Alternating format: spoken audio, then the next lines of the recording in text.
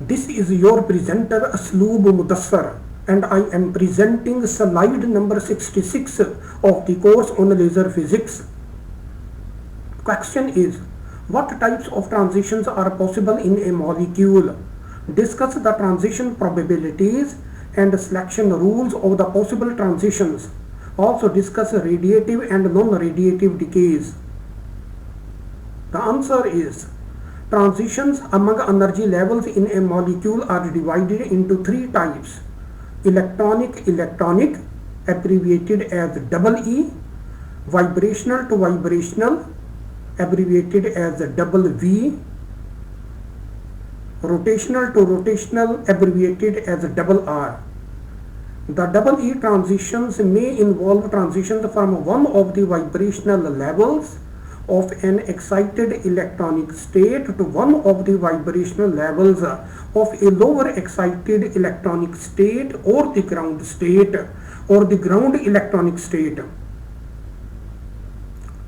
More precisely, transitions from a vibrational or rotational level of an electronic state to the vibrational or rotational level of another electronic state fall under the category of EE transitions. Such transitions usually fall in the near UV spectral region. So simply that the EE transitions, that is the electronic to electronic transitions, occur from one electronic state to another electronic state of a molecule. VV transitions, that is vibrational to vibrational transitions, involve transitions from one vibrational level to another vibrational level of the same electronic state. So you see that here we are talking about the same electronic state. So among the vibrational levels of the same electronic state, or more precisely, the transitions from one vibrational rotational level to another vibrational rotational level of the same electronic state. So here the important word is the same electronic state. Such transitions usually fall in the near to mid IR spectral regions. RR transitions involve transitions from one rotational level to another rotational level of the same vibrational level. So again here the important thing is the same vibrational level. Such transitions usually fall in the far IR spectral region. Lasers emitted due to RR transitions are specific to spectroscopic applications. Potential energy curves corresponding to two electronic states of a diatomic molecule are shown in figure question 66.1. So let me show you that figure first. This is the figure. The caption is, potential energy curves corresponding to two electronic states with wave functions shown at V double prime is equal to 0, which is the ground state of the ground electronic state, and V prime is equal to 2, which is the first excited state, and the vibration level is 2. So now let me explain the potential. These are we have plotted the two potential energies. The lower one represents labeled as 1, what represents the ground state of the molecule, the potential energy corresponding to the ground state of the molecule. And then we have the above electronic levels labeled with 2, and this is the first excited state of the molecule, and this is the potential energy curve corresponding to that state. So you see that we have labeled, there are two vibrational levels we have shown in the ground state.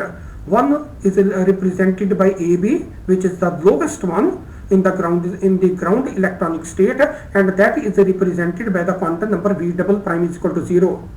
And then we have another level, vibrational level, represented by PQ line. So for that one, the value of V double prime is equal to 1. So these are the two vibrational levels that we have shown for the ground electronic state of the molecule. So let's move to the first excited state. In the first excited state, the vibration levels are represented by the quantum number V prime. So V prime is equal to 0, V prime is equal to 1, V prime is equal to 0. These are the three vibrational levels that we have represented for the first excited state. Okay, now you see that we have shown the wave functions for the V prime, V double prime is equal to 0, that is for the ground vibrational level of the ground electronic state. We have shown the wave function on the line AB.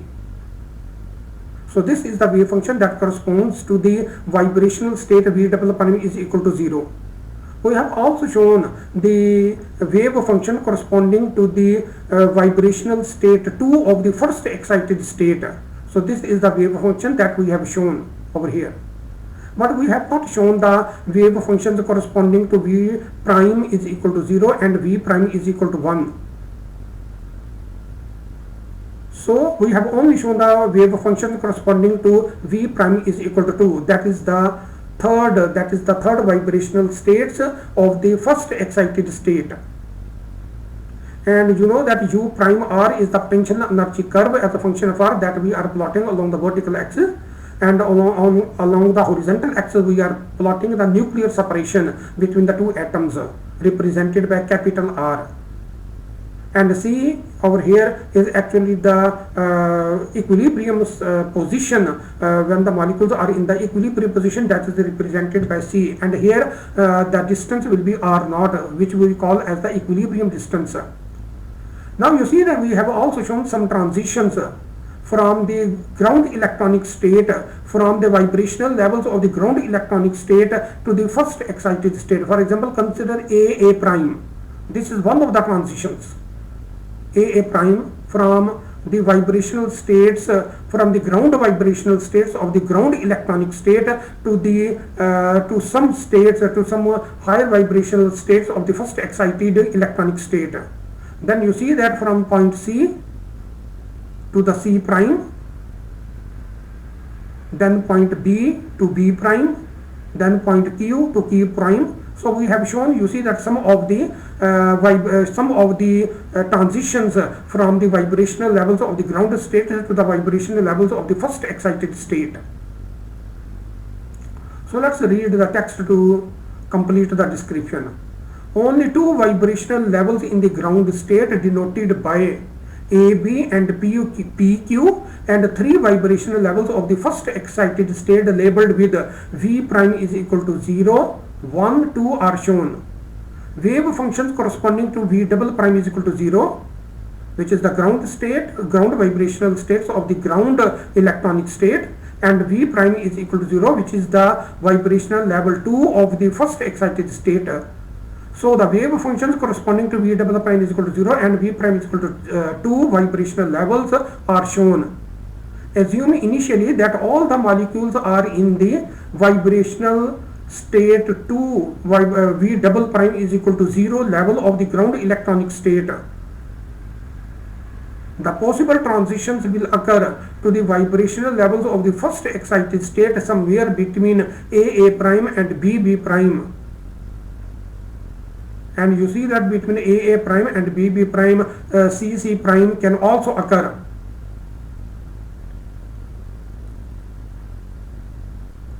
So we have shown, you see that the wave functions corresponding to V double prime is equal to 0, which is the lowest vibrational state of the ground level, and we have also shown the wave functions corresponding to vibrational state 2 of the first excited electronic state. So these parabolic curves and the potential energy curves correspond to ground electronic state and the first excited state. And you see that the curve is, where the curve is symmetric, then the harmonic approximation, harmonic oscillator approximation will be applicable where the curve are symmetric, both for the first excited electronic state and for the ground electronic state. But you know that beyond the level of 1 and beyond the level of 2, that is the ground electronic state and the first excited state, the curve you see that extends on the left, that is the potential energy curve extends on the left side. So where the curve becomes non-harmonic, or we can say that the n-harmonic, A and n-harmonic curve will occur on that side. So you see that when we have the symmetric curve where on both sides of the minimum position of these curves, then we have the approximations which is the same as applicable to the harmonic oscillator. According to Franck Condon principle, transition probability W12 between two electronic states involving ground levels of V double prime with wave functions represented by U or U V double prime of R and any level of V prime, that is any level of the any vibrational levels of the first excited state represented by V prime with wave function represented by U of V prime as a function of R is given by. So you see that this is the transition probability. So W12, that is the transition probability from the electronic state 1 to the electronic state, that is from the ground state to the first excited state, is proportional to the absolute square of the integral involving the product of two wave functions, one wave function corresponding to the ground vibrational levels and the other wave function corresponding to the vibrational levels corresponding to the first excited state, and then integrated with respect to dr. So this is the transition probability, and this is given by the Franck-Condon principle. W12 will be larger between those vibrational states which ensure maximum overlap between the associated wave functions. You can see that the integral will have large value when there is a maximum overlap between these two functions. So the value of the integral depends upon the overlap. So the greater the overlap, the maximum value of the integral and the maximum value of the transition probability. So W12 will be larger between those vibrational states which ensure maximum overlap between the associated wave functions. Wave functions corresponding to the state V double prime is equal to 0 and V prime is equal to 2 are shown. So you see that we have shown the wave functions for only the two vibrational levels, that is the minimum vibrational levels of the ground state, which is represented by V double prime is equal to 0, and the second and the third vibrational levels of the first excited state represented by the quantum number V prime is equal to 2. So wave functions have been shown only for these two levels. There is a significant overlap between the two functions, between the two wave functions in comparison with the others, which are not shown. So we have not shown the wave functions corresponding to PQ line and the wave functions corresponding to the vibrational states V prime is equal to 1 and V prime is equal to 0. We have not shown the wave functions for these three vibrational states. There is a significant overlap between the two wave functions in comparison with the others, which we are not showing. So the transition probability between these two states is the highest. In the excited state, the minimum of the potential energy curve is shifted towards a larger value of the internuclear distance r. You can see that the minimum of this curve, that is the potential energy curve, has shifted to larger value of r in comparison with the minimum of the ground state.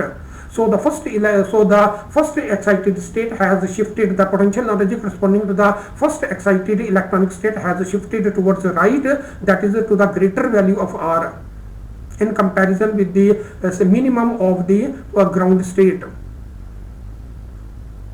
So this increased separation is due to the repulsive force between the two atoms of the molecule, and the molecule is left in the V prime is equal to 2 state.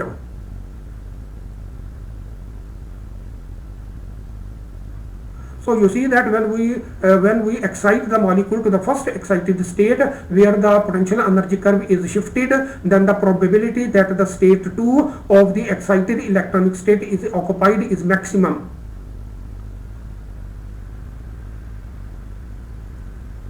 The double E, that is the electronic to electronic transition, the symmetry of the wave functions in the lower and the upper electronic states allows electric dipole transitions.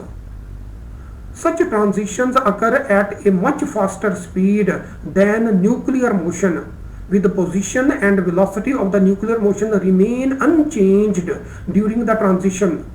A molecule lying in the middle of the V double prime is equal to 0 level just above the point C will therefore move to the point C prime on absorbing a photon of desired energy. You can see from here.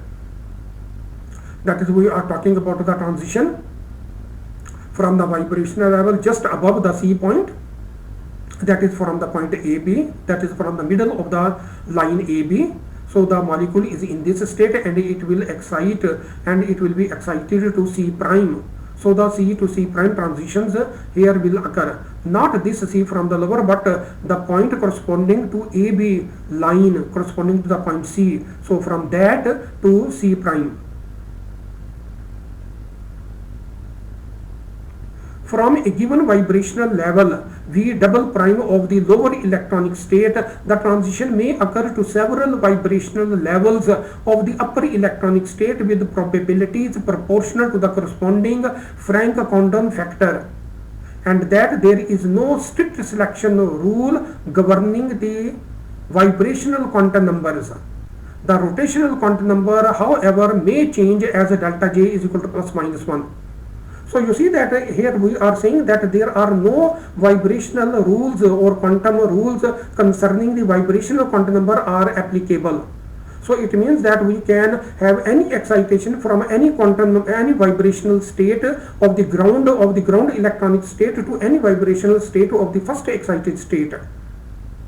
So any vibration, any transition is possible, but you see that the probability of these transitions are determined by the Franck Condon experiment. The greater the overlap between the two functions, the greater will be the probability of the transition. So only this will limit the probability of the transitions. Otherwise, with the smaller or greater transitions, the vibrations, that is the transitions from any ground state vibrational levels to any any higher state electronic vibrational states are possible. But you see that the rotational quantum numbers will have to follow delta J is equal to plus minus 1. The VV transitions allowed by the symmetry of the molecule are called IR active transitions, for which the selection rules is delta V is equal to plus minus 1. So you see that this delta rule is applicable where VV transitions are allowed by symmetry of a molecule.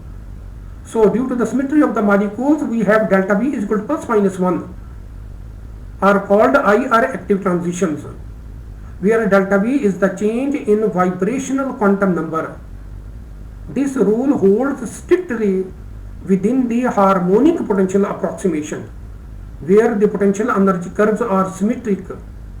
The transition obeying delta V is equal to plus minus 1, plus minus 2, plus minus 3 and so on may also occur within an n harmonic potential approximation, but with much lower probabilities. H2 is a simple example of the IR active transition.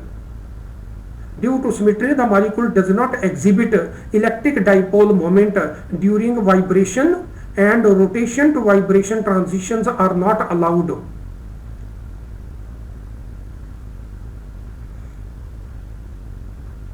You see that these are the empirical rules that we are defining, have been observed experimentally most of the time. So we are going to explain these empirical rules. You should take them as granted, because some of the rules which we are not in a position that we establish or we prove some of the rules, but you should remember these rules.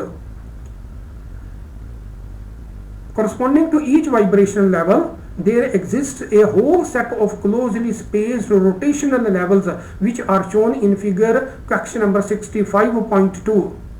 So let me show you that figure. So first let's read the caption. Transitions among rotational levels of two consecutive vibrational levels. So here we are showing the rotational transitions of two consecutive vibrational levels.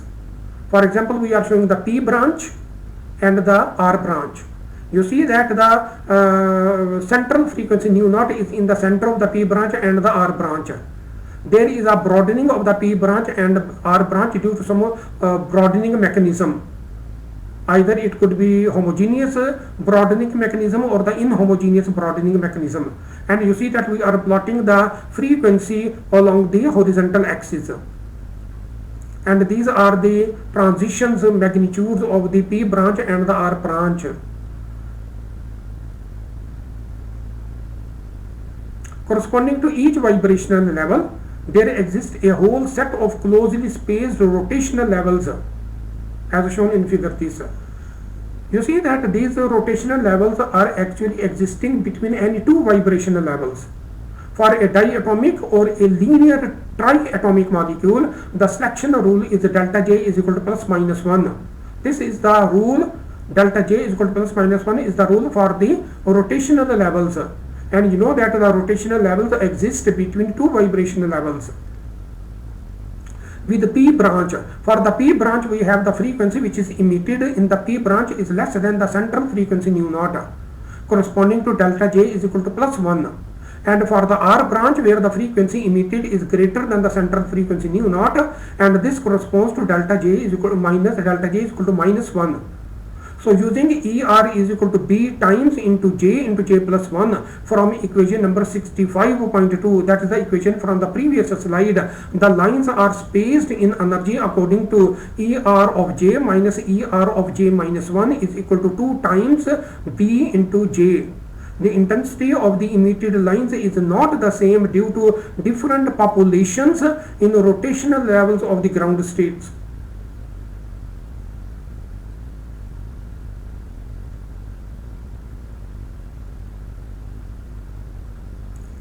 So you see that we have shown actually the P, that is the transitions, that is the transition diagram of the rotational levels between two consecutive vibrational levels has been explained very well in slide number 65. So consult slide number 65 because this lecture, that is the slide number 66, is in continuation of the slide number 65.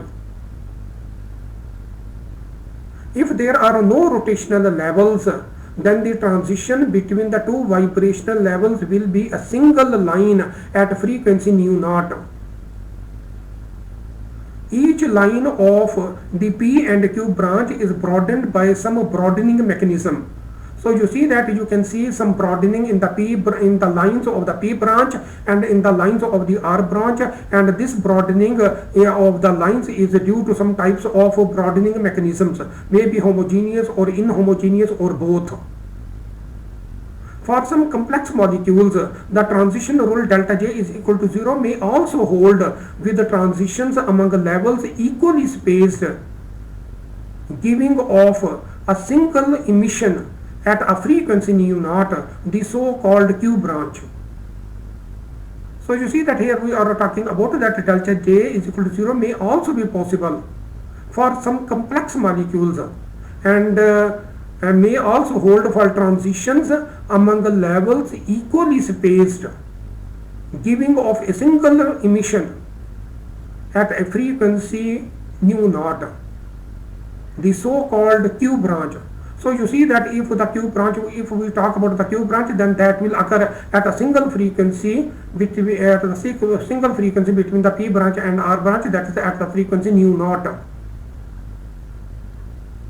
Assume that a diatomic molecule is excited to, say, V prime is equal to 2 vibrational level of its first excited electronic state.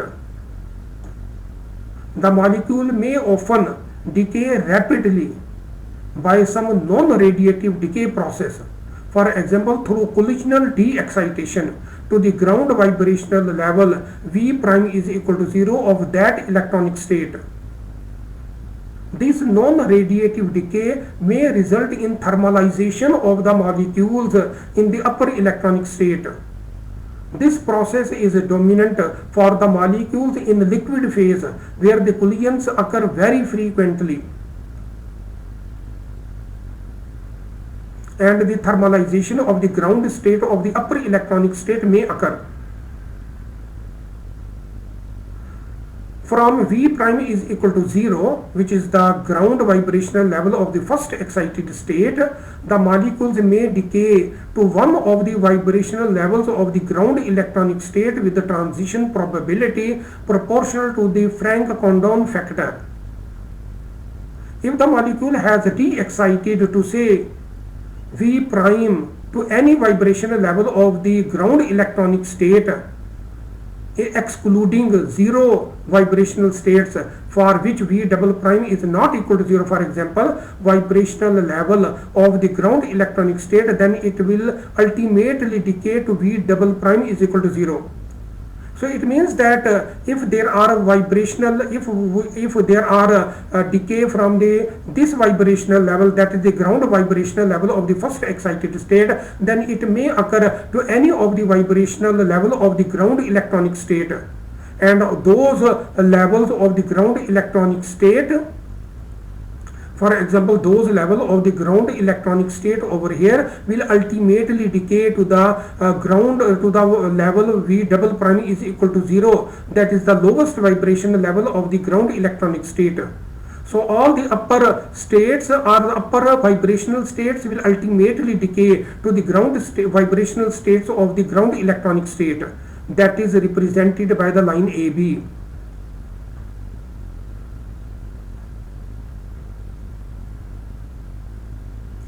There are also some chances of spontaneous emission between vibrational rotational levels of the ground electronic state, giving IR active transition. So this is important, you know, that there are also some chances of spontaneous emission between the vibrational rotational levels of the ground electronic state, giving IR active transition, for which delta nu is equal to plus minus 1, that is the change in quantum number, that is the transition should obey a change in vibrational quantum number by plus minus 1, and the rotational level should obey a change in quantum number delta j by plus minus 1. The spontaneous emission in pure rotational transitions requires a molecule to possess permanent dipole moment along with the delta j is equal to plus minus 1. The lifetime of such spontaneous emission is very long, from a millisecond to second. Due to such a long lifetime, spontaneous emission, long lifetime of the spontaneous emission is usually dominated by non-radiative decay processes. Because the lifetime is longer, and during that some collision may occur, and then non-radiative decay process will take place. Collisional de-excitation occurs with like or unlike species, mostly in liquid phase. In gas phase, collisional de-excitation occurs most often in rotational transitions and where the colliding particles have small mass. Collisional de-excitation also occurs when the colliding particles have near resonant levels with energy imbalance. That is, delta E is much less than kT. So this must be obeyed. You see that is a change in the energy level between the levels should be less than the thermal energy available at for such levels. Internal conversion to another vibrational rotational level of the same molecule, called unimolecular decay, is also categorized as non-radiative and occurs when a molecule possesses a large number of near-resonant levels. The size of the molecules is often large. For example, a dye molecule. Internal conversion may also result in decay of V prime is equal to 0 to any vibrational rotational level of the ground electronic state, when there are many vibrational modes of the ground electronic state near resonant with V prime is equal to 0. The lifetime of such non-radiative decays may also be as short as a few tens of picoseconds. So you see that we have described some empirical rules about the transition between molecules, that is from electronic to electronic, from vibration to vibration, from rotation to rotation, and we have specified where the quantum rules, that is delta nu, that is the rules on delta nu and delta j will be applicable respectively for the vibrational states and for the rotational transitions. We have also described the probability of the transitions using the Franck-Condon principle, and we have also explained the transitions in the harmonic region of the two curves and also in the anharmonic region of the curves.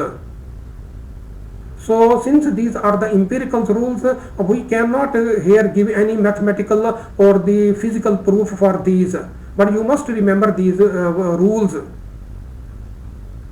So this is the end of slide number 66.